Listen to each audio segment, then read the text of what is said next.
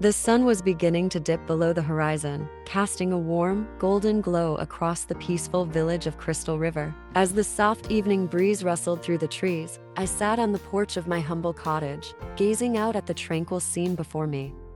It had been a long day, filled with the usual routines and tasks that come with tending to a small farm. But there was something different about this evening, something that stirred my heart and called me to do something I hadn't done in a while: to pray.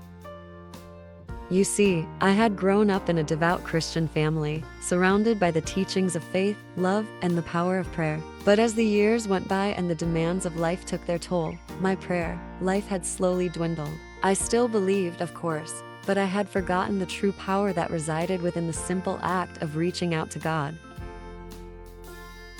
On this particular evening, as the sky transformed into shades of pink and orange, I found myself drawn to the old oak tree at the edge of my property. Its gnarled branches seemed to reach toward the heavens, a silent testament to the passage of time. With a deep breath, I rose from my seat and made my way to the tree, a sense of anticipation building within me. As I stood before the oak, I closed my eyes and began to pray. My words were simple, unadorned by eloquence or grandeur. I spoke from the depths of my heart, sharing my hopes, fears, and desires with God, the one who had created me. It felt like a reunion with an old friend, a friend I had neglected for far too long. Lord, I began, my voice barely more than a whisper, I thank you for this day and for all the blessings you've bestowed upon me. I confess that I've let the busyness of life come between us, and I ask for your forgiveness. Help me to rekindle the flame of faith within me, to rediscover the power of prayer that I've overlooked for so long. As I spoke, a sense of peace settled over me, and I felt as though I was not alone. The wind seemed to carry my words upward, as if they were being lifted by unseen hands. I continued to pour out my heart, sharing my concerns for my family, my community, and the world at large. Time seemed to stand still as I prayed, the fading light of the day giving way to the gentle glow of twilight.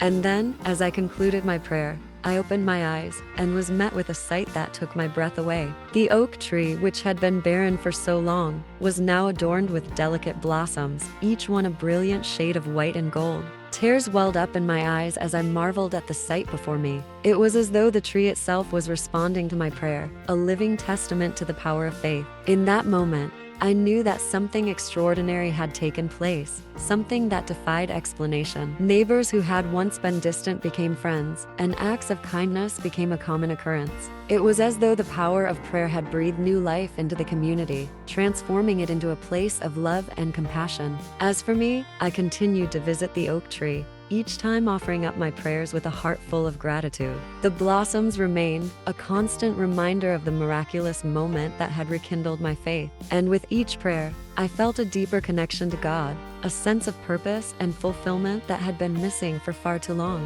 One day, as I sat beneath the tree, a young girl from the village approached me. Her eyes were wide with wonder as she gazed at the blossoms that adorned the ancient branches. "Did you do this?" she asked in awe. I smiled and shook my head. No, it was an answer to a prayer. The young girl looked puzzled. An answer to a prayer? What do you mean?